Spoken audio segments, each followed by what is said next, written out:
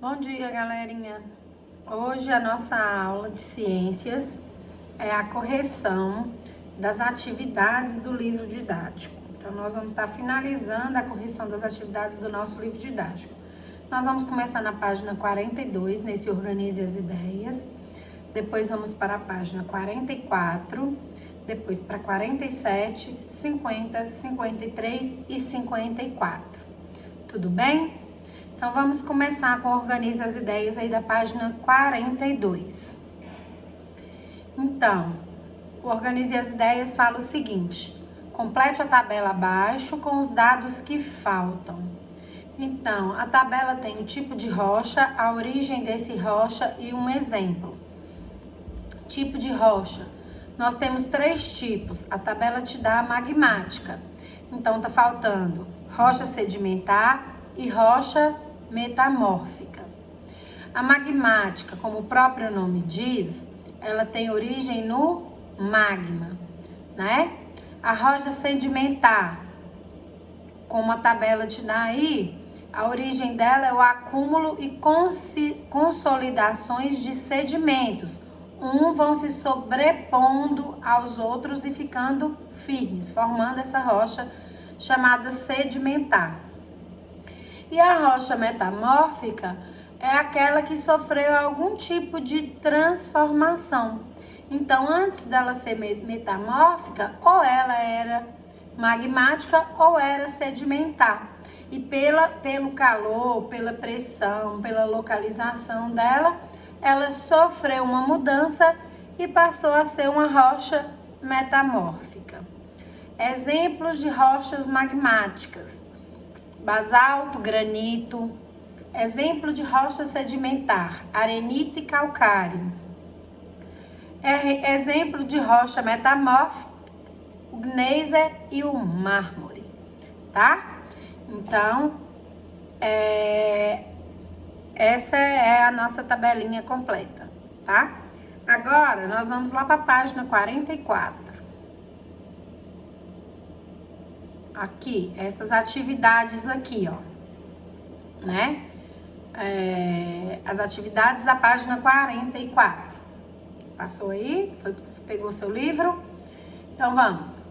Complete as frases com as palavras corretas, utilizando alguns dos termos oferecidos no banco de palavras: ígnea, basalto, intrusivas, sedimentar, metamórfica ou arenito. Então, letra A. As rochas magmáticas intrusivas formam-se no interior da crosta terrestre. Intrusiva quer dizer que está ali dentro, né? Então, ela foi formada ainda dentro da crosta terrestre. Lembrando que as magmáticas é quando esse magma ele se solidifica mesmo estando ainda no interior da crosta terrestre, tá? Letra B. A união de grãos de areia forma uma rocha sedimentar conhecida como arenito, tá? Então, um monte de areia que foi ali prensada, com o passar dos anos aquecida, formou uma rocha só. Essa rocha vai receber o nome de arenito, tá? Letra C. O basalto é um exemplo de rocha magmática ou ígnea. O que significa isso? Significa que ela foi formada no exterior, né, do manto. Ela não é intrusiva, ela é ígnea, tá? O mármore é um exemplo de rocha metamórfica. Significa que o mármore, ele era um outro tipo de rocha antes. Ele poderia ser uma magmática, ele poderia ser uma sedimentar, e ele sofreu uma metamorfose, ele sofreu uma mudança e ele é chamado então de rocha metamórfica. Tudo bem? Questão número 2. Escreva o nome do ciclo representado na ilustração e numere cada etapa do ciclo no local correto. Então, qual o tipo de ciclo que nós estamos vendo aqui? Que tem a ver com magma vindo para o exterior, resfriamento. Tem a ver com o ciclo das rochas. É como as rochas são formadas, né? Quando o magma sai do manto, vem para fora, resfria e forma as rochas. Então, vamos ver a sequência do ciclo? Então, as rochas derretem e se tornam magma. Aonde que elas estão derretendo? Aqui, ó, no manto, né? Então, o manto é tão quente, a temperatura ela é tão quente, que ele é capaz de derreter a rocha e ele é formado por rocha líquida. Vamos seguindo a setinha aí. O magma resfria e produz rochas magmáticas, ígneas. Se são as ígneas, elas são formadas aqui, ó, no exterior. Ó o magma resfriado aqui se transformando em rocha. Não é verdade? As erupções vulcânicas produzem rochas ígneas. Ó a erupção vulcânica aqui, ó. O magma saindo para fora. O magma, quando tá aqui fora, ele chama como? Isso mesmo, ele chama de lava, né? E aí tem que rochas diversas sofrem a ação do calor e pressão e são transformadas em rochas metamórficas. Então, essas rochas metamórficas, elas acontecem aqui ainda, embaixo da terra, né? É onde elas são formadas, sofrendo a pressão de calor, sofrendo a ação do calor, sofrendo a ação da pressão, e aí elas são transformadas. As rochas quebram e são deslocadas. Então, essas rochas que foram resfriadas aqui em cima do vulcão, elas vão se quebrando, vão se deslocando, elas vão se movimentando, né? Formando outras formações rochosas embaixo desse vulcão, tá? E 6, pequenos pedaços constituem sedimentos que se depositam nas camadas e formam rochas sedimentares. Essas rochas que foram quebrando aqui, elas vão se sedimentando aqui, ó. Vão sofrendo também a ação de temperatura, de pressão e vão se transformando em rochas sedimentares. Tudo bem, pessoal? Então, temos mais uma questão dessa atividade. A última questão dessa atividade pede para a gente classificar as rochas da tabela, assinalando a correspondência correta dos exemplos. Então, aqui eu tenho o basalto, o arenito, o mármore, a argila, o gneiss e o granito, tá? Então, o basalto, ela é uma rocha ígnea, né? Ela é uma rocha resultado do resfriamento da lava, né? Então, ela é formada aqui fora. Então, é o basalto. O arenito. Nós vimos que o arenito é quando essa rocha ela começa a se fragmentar, forma areia e depois ela sofre alguma pressão, a ação de algum fator externo que faz a junção dela de novo, solidificando ela. Então, ela é uma rocha sedimentar, formada por sedimentos que se solidificaram, tá? O mármore. Nós vimos que o mármore pode ser uma rocha ígnea ou sedimentar que passou por uma transformação, que passou por uma metamorfose. Então, ela é uma rocha metamórfica, tá? A argila.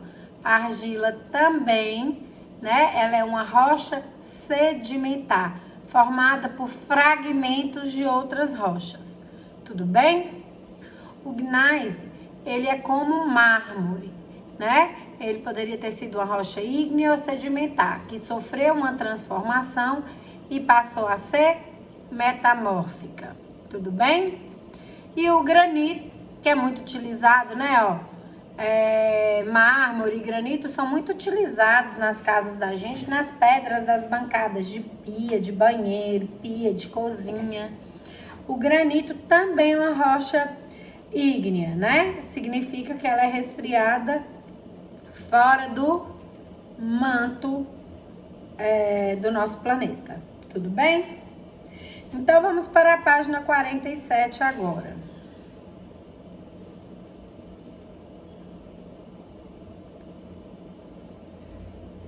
E aqui estamos nas atividades da página 47, né?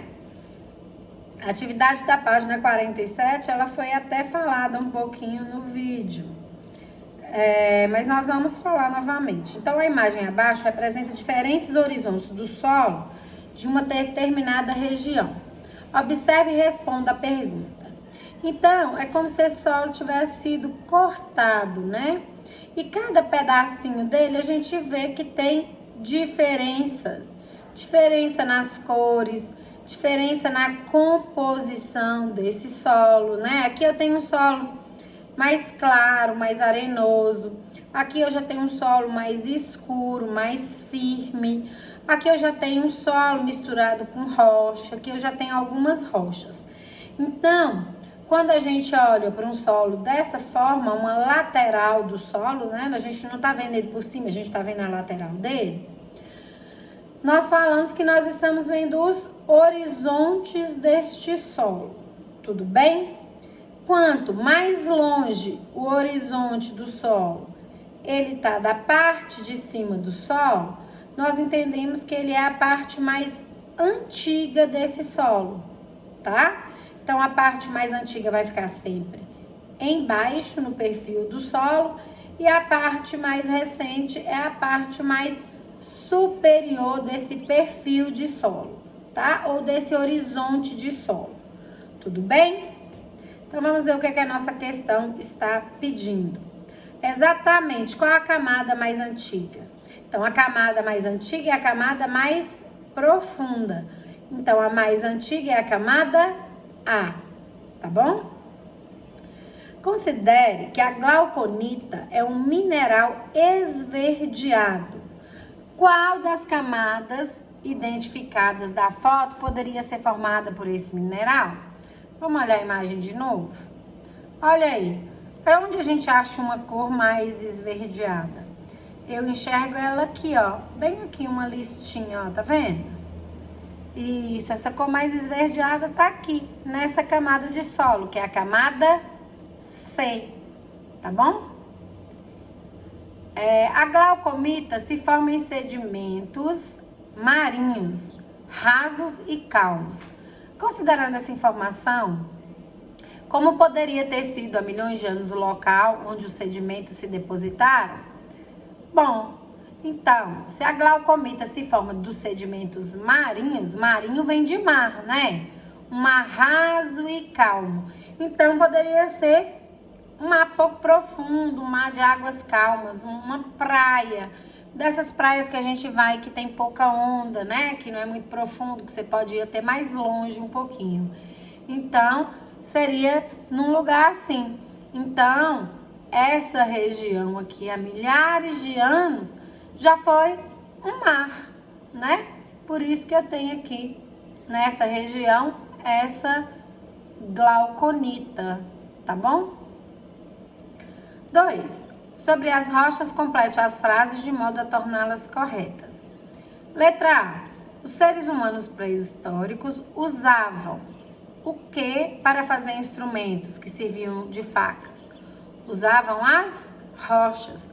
Eles pegavam rochas pontudas e afiavam elas ainda mais.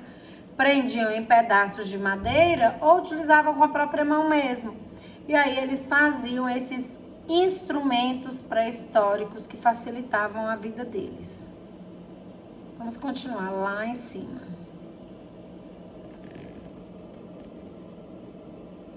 Letra B. Vestígios de um organismo que viveu há milhares ou milhões de anos recebem o nome de fósseis, né? Então, se eu começo a escavar essa rocha que tá aqui na imagem do lado, e se eu começo a achar resíduos de qualquer organismo vivo, pode ser planta, pode ser animal, pode ser fungo, pode ser qualquer organismo, eu estou diante de um fóssil, tá? Letra C. A primeira etapa do processo de formação de rochas sedimentares recebe o nome de sedimentação e corresponde ao acúmulo desses sedimentos que foram transportados por quem? Pode ser pela água, pode ser pelo vento, pode ser até por alguns objetos hoje em dia, né? Mas antigamente era principalmente água e vento que levavam aqueles resíduos de rochas que foram degradadas sedimentando ela em outros locais e ela ia se compactando até formar essas rochas sedimentares, tá? E letra D, o estudo dos fósseis é feito pelos paleontólogos. Então, paleontólogo é aquele estudioso que procura, encontra, analisa, estuda os fósseis, que são restos de seres vivos, tá bom? Às vezes os fósseis também podem ser pegadas de animais, né, que se solidificaram ali naquela região, ficaram ali aquela marca, como a gente viu na página anterior aí da nossa atividade, certo? 3. Analise se as afirmações são verdadeiras ou falsas. Corrija as que considerar falsas e as escreva nas linhas a seguir. Letra A. Os fósseis ajudam a determinar a idade das rochas. Verdadeiro. Porque as rochas, a gente não consegue fazer a datação delas, saber quantos anos que ela tem. E os fósseis, a gente consegue datar. A gente consegue saber quando que aquele fóssil viveu no planeta, né? E se a gente sabe quando que ele viveu e ele tá ali junto com aquela rocha, ele vai ter a mesma idade aproximada daquela rocha. Tudo bem? Letra B. Durante o período da pedra lascada, havia o uso de objetos de cerâmica. Essa é falsa. Por quê? Porque durante o período de pedra lascada, os nossos ancestrais, eles faziam objetos usando as rochas, não é verdade? Então, as rochas sedimentares podem apresentar estratos. Isso é verdade. Aqui, por exemplo, é uma rocha sedimentar, né? Na imagem aí do lado, ó, é uma rocha sedimentar. Como que eu sei que ela é sedimentar? Por causa da diferença em cada parte dela. Então, eu sei que cada parte dessa foi formada em um período diferente. Então, ela é uma rocha sedimentar, ela apresenta vários estratos, ela apresenta várias camadas, tudo bem? Pegadas de animais do passado podem se tornar registros fósseis. Foi o que eu falei lá em cima, né?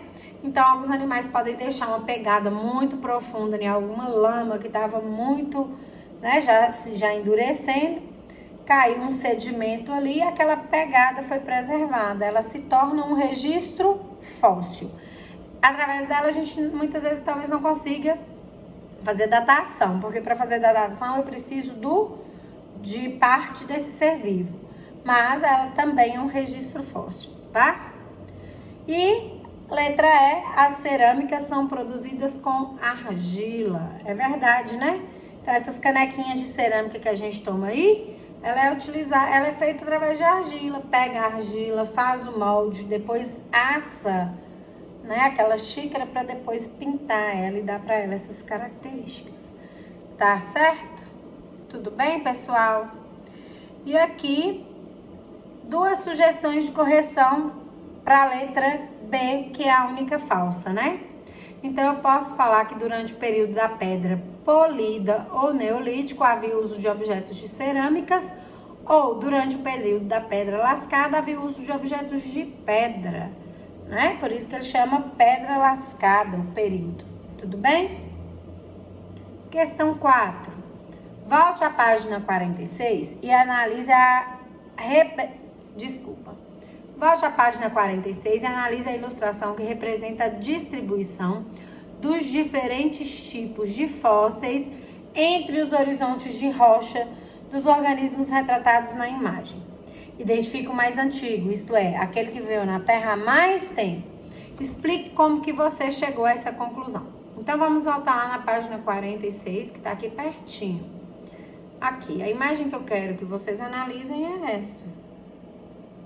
Né? Aqui em cima tem uma legendinha que mostra que os animais com esse formato são caracóis, os que têm esse são trilobitas, os que têm esse são crinoides, o coral, samambaias e amonites. Então, eu quero que vocês analisem esses 3 perfis de solo. Então, perfil de solo, ó, camadas, 1 camada, 2 camadas, 3, 5 camadas nesse, 1, 2, 3, 4 nesse, 1, 2, 3, 4, 5, 6 nesse. De todo. Então, qual a camada mais antiga? A camada mais antiga é essa aqui de baixo. E a gente pode ver que a gente tem só um ser vivo nessa camada mais antiga. Olha bem para ele. Vamos lá na legenda ver. Ele é um trilobita, não é verdade? Então, vamos voltar agora na nossa questão. A nossa questão pede que a gente identifique o mais antigo, nós identificamos, né? O trilobita, que viveu há mais tempo na Terra. E como que nós chegamos a essa conclusão? Nós chegamos fazendo a análise do solo, né? Nós sabemos que as camadas mais antigas são aquelas que estão mais embaixo naquele horizonte do solo. Então, são aquelas primeiras que foram formadas. E as que estão mais em cima são essas últimas camadas que estão sendo formadas agora. Tudo bem, pessoal? Então, agora, nós vamos para a página 50 do nosso livro didático, tá?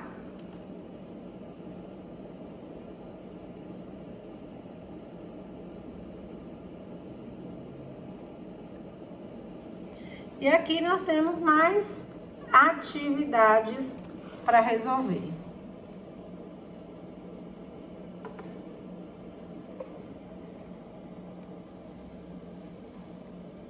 Então, na página 50. Já conseguiram abrir seu livro na página 50? Então, vamos lá. Questão número 1. A canção Planeta Água, de Guilherme Arantes, já se tornou um ícone da importância da água para o nosso planeta. Analise atentamente um trecho da letra dessa canção.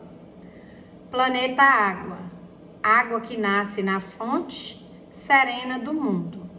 Águas escuras dos rios que levam a fertilidade ao sertão.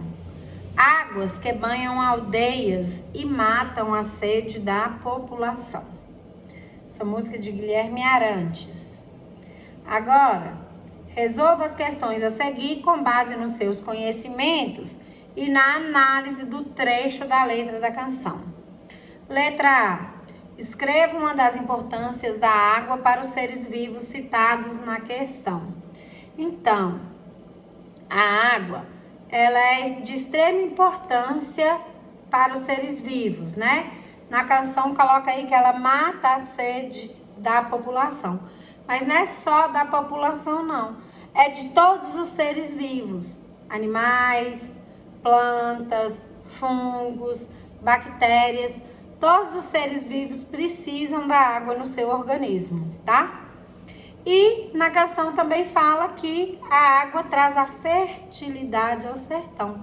Então, mostra que a água ela é fundamental para a manutenção do solo. O solo precisa de água, as plantas que estão no solo precisam de água, tá bom? Então, a água mata a sede, fertiliza o solo, faz parte do nosso corpo e do corpo de todos os seres vivos. Sem água, a gente vai morrer. Tá bom? Letra B. Qual é o nome dado à camada da Terra na qual estão as águas? Cite exemplos próximos da região onde você mora que fazem parte desta camada. Então, o conjunto das águas nós chamamos de hidrosfera. E na nossa região nós vamos ter rios, lagos, lagoas, não temos mares e oceanos. Mas na nossa cidade, por exemplo, passa o rio Mosquito. Então, ele é um exemplo, né, de um rio que compõe essa hidrosfera, tá certo? Questão número 2. Qual a importância da atmosfera terrestre para a manutenção da vida do planeta? Como nós vimos, né? A atmosfera, ela tem várias funções. Dentre as funções da atmosfera, ela funciona como uma grande camada protetora, que algumas partes dela vai filtrar a radiação do sol, né? Protegendo a gente de doenças, por exemplo, como câncer de pele. Outras camadas vão ter os gases necessários para a nossa respiração, ou seja, vai ter o oxigênio, né? Sem o oxigênio também a gente não consegue sobreviver, tá? Também ela é importante porque ela também acumula o gás carbônico, que é importante para a fotossíntese das plantas, né? E as plantas, como a gente viu, ajuda no ciclo da água. Então tá tudo interligado, tá? Então a atmosfera, ela é importante porque ela filtra a radiação solar, porque ela contém os gases necessários para a nossa respiração, ela contém os gases necessários para as plantas realizarem fotossíntese, né? Fornecendo pra gente água e oxigênio. Tudo bem? Então vamos para a próxima questão. Questão 3. Cada camada da atmosfera apresenta características, propriedades e funções que definem a sobrevivência dos seres, as mudanças de temperatura, a proteção, etc. Determine quais seriam os efeitos causados nos seres vivos da Terra caso a estratosfera não existisse. Então, é na estratosfera que eu encontro uma camada de um gás chamado ozônio, né? A famosa camada de ozônio. Inclusive, o ser humano começou a destruir essa camada, né? E por causa disso, aumentou muito no planeta a incidência de doenças como câncer, né? Então, lá na estratosfera, eu tenho uma camada de ozônio. Então, se essa camada fosse destruída, se ela não existisse mais, ia dificultar muito a vida na Terra.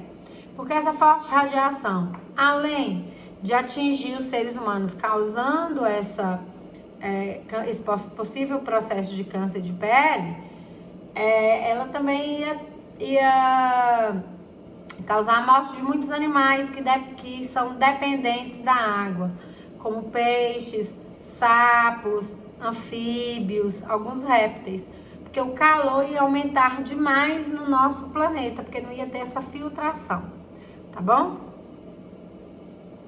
Vamos para a questão 4.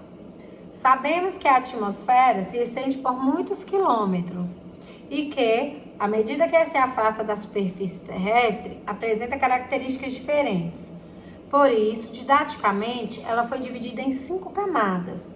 Sobre esse assunto, analise as informações a seguir e indique o nome da camada da atmosfera correspondente. Letra A. Camada onde ocorre a propagação das ondas de rádio. É na termosfera, né? Que também é uma camada bem quente. Letra B. Camada com temperaturas muito baixas, onde os meteoros se incendeiam. Então, vai ser na mesosfera, tá? A camada que contém a camada de ozônio é a estratosfera, né? Que nós acabamos de falar na questão anterior. E a camada limite entre a Terra e o espaço sideral, ou seja, a última camada é chamada de exosfera, tá bom? E a camada mais próxima da superfície terrestre, no qual ocorrem nuvens e tempestades, no qual ocorre a presença dos gases necessários à vida, como o gás carbônico e gás oxigênio, é a troposfera, certo? Então agora nós vamos para a página 53 do nosso livro para continuar com as correções.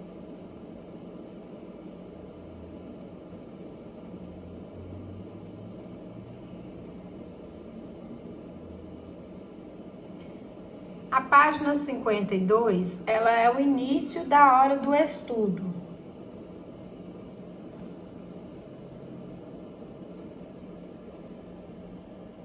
Só que nós já fizemos essas páginas, certo? Nós fizemos já essas páginas. Então, nós vamos para a página 53 e vamos falar das camadas. Então, observe as camadas ou estratos de rochas sedimentares representadas abaixo. Então, aí eu tenho um horizonte, né, de um solo, ó. Esse horizonte, ele é bem grande. Ele vai do primeiro estrato, aqui embaixo, até o 12º estrato, aqui em cima, né? Aí vem a pergunta. Sabendo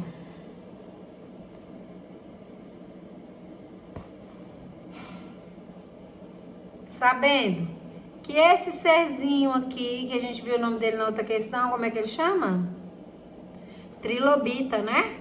Então, sabendo que os trilobitas surgiram há cerca de 400 milhões de anos, qual período de tempo pode ser observado nesta representação esquemática? Ó, o trilobita viveu aqui no planeta, surgiu no planeta há 400 milhões de anos, né?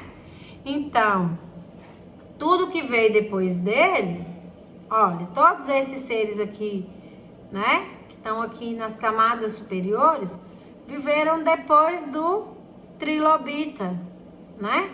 Então, todas essas camadas, elas foram formadas, né, nesse período aí de 400 milhões de anos, certo? Então, à medida que o tempo foi passando, a gente vai vendo aí a evolução dos seres. Se a gente olhar aqui, ó, nas primeiras camadas, na primeira camada só tem o trilobita, na segunda eu já tenho outros seres, tá vendo? Alguns molúsculos, algumas algas.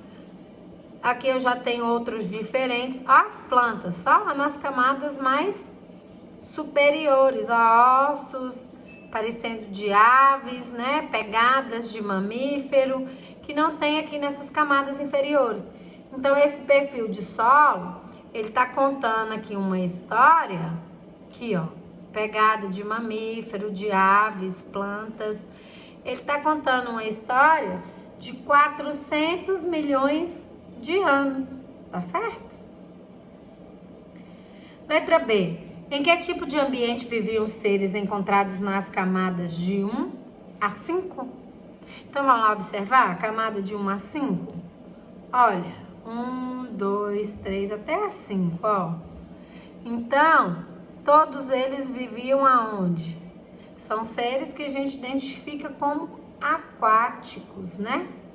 Então, esses seres, eles viviam em ambiente aquático. Pode ser de água doce, pode ser de água salgada, mas eles são todos seres que viviam na água. Letra C. Ao longo dos milhões de anos, que tipo de organismo surgiu primeiro? Os trilobitas ou os peixes? Explique sua escolha. Então, quem escolheu os trilobitas, escolheu o certo. Por quê? Porque ele aparece lá na primeira ou na última camada, né? Se a gente pensar que a primeira é a mais superficial. Então, ele aparece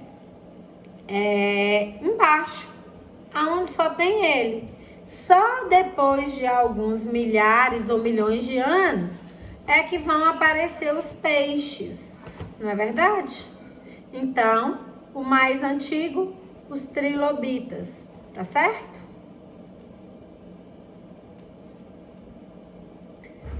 Questão número 5.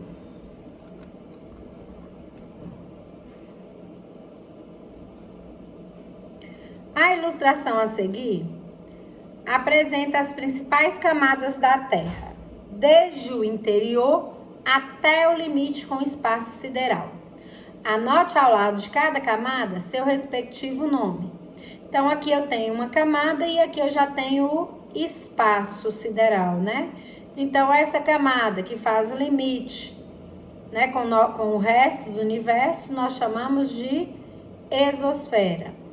Embaixo da exosfera, nós temos a termosfera, né, onde acontece a aurora boreal. Algumas espaçonaves vão estar voando aqui, utilizando aqui, né? É a termosfera, a camada mais quente. Embaixo da termosfera, eu tenho a mesosfera, é aonde ocorre o processo de incandescência de algumas rochas que entram na nossa atmosfera. Então, é a mesosfera, tá? Abaixo da mesosfera, eu tenho a estratosfera. Na estratosfera é onde eu tenho a camada de ozônio, a camada que nos protege da radiação do Sol. Embaixo da estratosfera, eu tenho a troposfera, que é uma camada do ar, né, que contém o oxigênio, que é o gás tão precioso para a nossa respiração, que contém também o gás carbônico, que ajuda na manutenção da temperatura do planeta e é responsável, né, é fundamental para a fotossíntese das plantas. Logo abaixo da troposfera, eu tenho a camada de água do planeta, né, que a gente chama de hidrosfera. Embaixo da hidrosfera, eu tenho a crosta terrestre. Embaixo da crosta terrestre, eu tenho o manto superior. Embaixo do manto superior, o manto inferior. Embaixo do manto inferior, eu tenho o núcleo externo. E embaixo do núcleo externo, eu tenho o núcleo interno. Então, aqui eu tenho uma visão geral da parte mais central do planeta até quando ela se encontra com o universo. Tudo bem, pessoal? Questão 6. Nas calçadas de Araraquara, em São Paulo, há placas de arenito que exibem pegadas fossilizadas de dinossauros que viveram na região há milhares de anos. O estudo dessas pegadas foi iniciado pelo paleontólogo italiano Giuseppe Leonardi. Sobre o assunto, responda: o que é o arenito? Então, o arenito é um tipo de rocha chamada sedimentar, né? E ela vai sendo formada de pouco a pouco, quando os sedimentos de outras rochas vão se depositando uns sobre os outros e esses sedimentos vão se solidificando novamente, formando uma nova rocha chamada arenito. Tudo bem? Letra B. Explique de que modo se formaram as pegadas fósseis. Bom, os paleontólogos eles acreditam que essa pedra no arenito, essa pegada no arenito, ela se fixa porque os dinossauros eram muito pesados. Então, provavelmente, esse arenito ele começou a se formar em um local com muita umidade. Então, até então, aquele arenito ele estava muito amolecido. Um dinossauro veio e pisou ali com todo o seu peso e afundou o pé ali. E aí, aquele arenito ele começou a receber mais depósitos de areia, né? De sedimentos, e esses sedimentos foram ficando ali em cima daquela pegada. Então, quando esses paleontólogos eles começam a analisar uma rocha, eles começam a tirar um pouco dessa rocha, começa a aparecer essa pegada. E aí é onde eles mantêm essa pegada, né? E passam a analisá-las, a estudá-las como fósseis. Tudo bem, pessoal? Então, vamos para a página 54 agora. Vamos mexer novamente a câmera.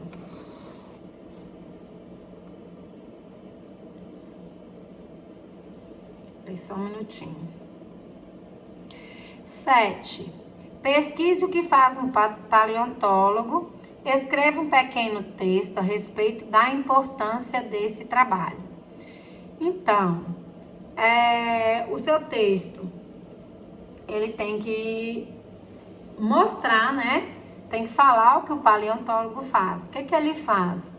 Ele analisa o solo. Ele analisa o solo, ele analisa os horizontes desse solo e ele analisa tudo que ele encontra nesse solo, tá? Por que que isso é importante?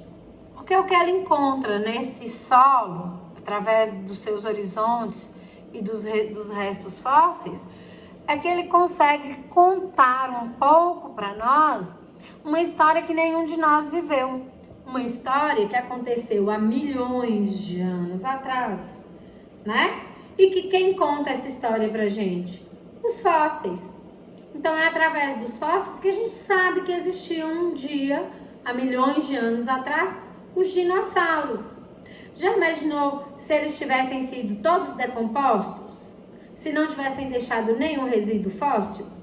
A gente nunca ia saber que eles existiram. Imagine aí, quantos outros seres vivos que a gente sabe, que a gente não sabe que existiu, exatamente porque não deixaram fósseis. Então, os paleontólogos, eles contam um pouco da história do planeta, que ninguém que existe hoje no planeta viveu lá para saber. E ele conta através do estudo do solo e dos fósseis encontrados no solo. Tá certo? Questão 8.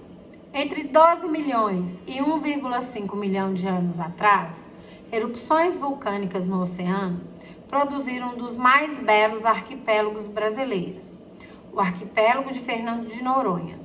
Explosões de lava construíram uma montanha cuja base se encontra a 4,2 quilômetros de profundidade, formando a ilha principal.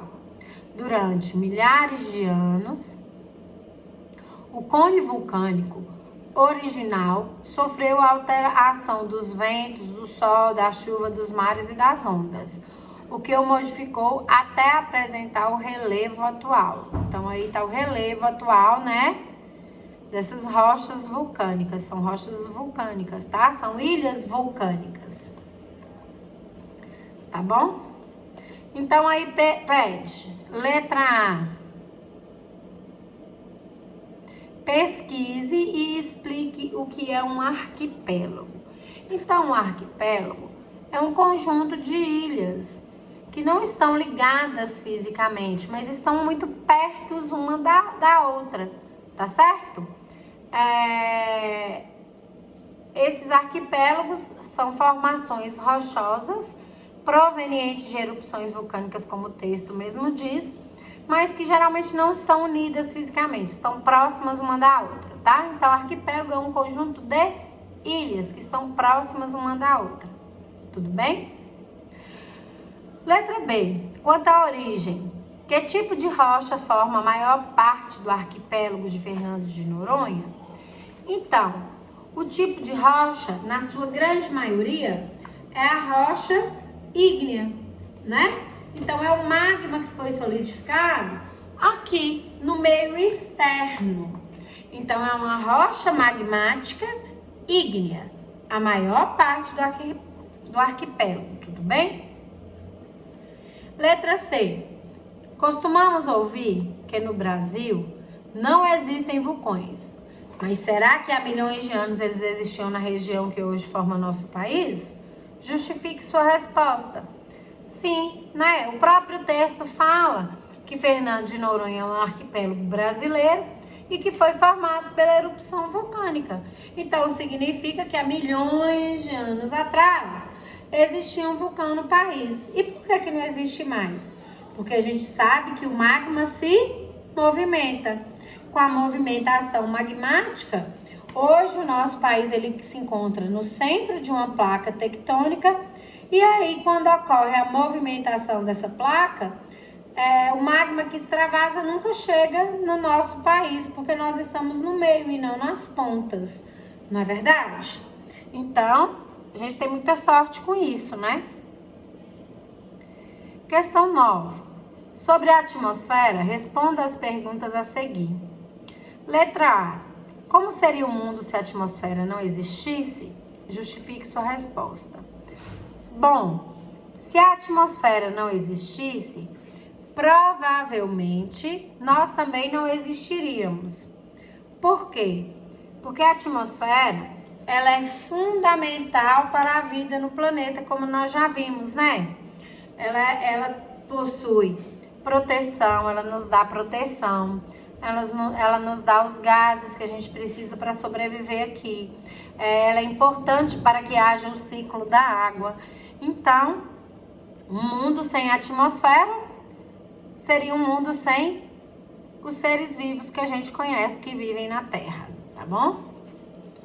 Um minutinho que eu vou virar a câmera novamente.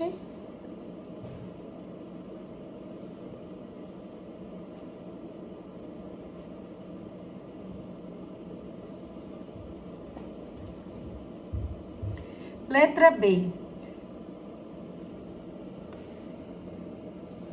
Partindo da região da atmosfera que nos envolve, indique as camadas que formam a atmosfera, ou seja, que estão acima, né, da hidrosfera. Nós temos troposfera, estratosfera, mesosfera, termosfera e exosfera, tá certo? Letra B. Observe com atenção a ilustração a seguir e responda ao que se pede. Então, vamos observando aí, ó. Camada 10, camada 9, camada 8, 7, 6, 5, 4, 3, 2 e 1. Marque com o X sobre o fóssil mais antigo e explique sua escolha. Então, o fóssil mais antigo é de novo a trilobita. Por que que é trilobita? Porque ela está na camada mais antiga. Lembrando que a camada mais recente vai ser sempre a camada superior. A camada inferior é sempre a mais antiga, tá? Então, o X vai aqui no trilobita, porque ele está na camada mais inferior desse horizonte de solo, tá certo? Em que tipo de rocha os fósseis podem ser encontrados? Então, esses fósseis podem ser encontrados nas rochas sedimentares. Por quê? Essa trilobita morreu, ficou aqui, né, em cima do solo que ele vivia. Veio sedimentos, cobriu essa trilobita, formou uma nova camada de rocha. E aí, com o tempo, ele virou um fóssil que está em uma parte, na parte mais antiga do perfil dos solos. Tudo bem? Então, o tipo de rocha vai ser sempre a rocha sedimentar, tá?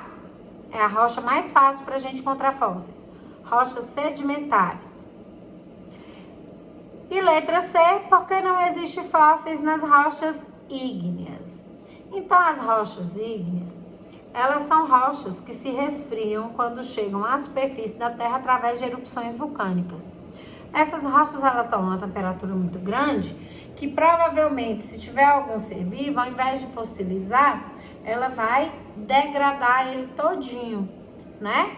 Então, as rochas ígneas, elas é o resfriamento do magma, que está numa temperatura altíssima, dificultando essa existência de fósseis. Tudo bem?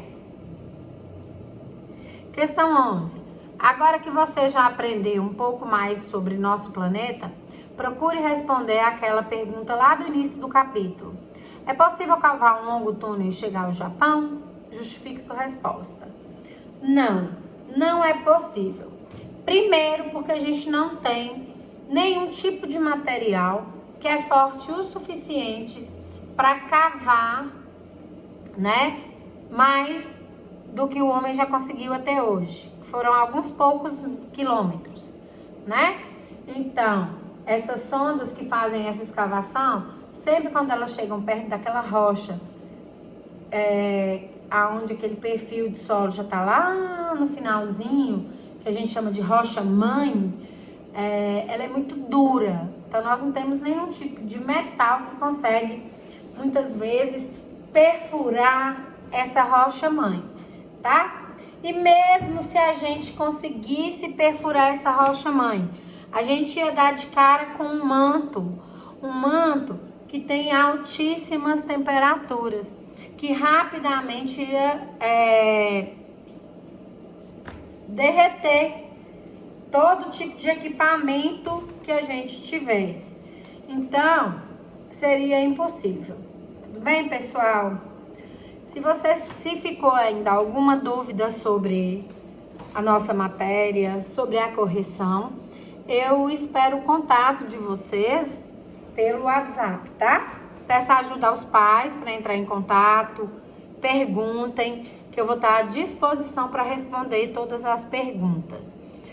Tenham um bom estudo e na quarta-feira nós vamos ter a nossa avaliação. Então, volta aí atrás, revejam os vídeos que eu já postei para vocês, revejam as aulas, estudem o livro de vocês, tá? Bons estudos!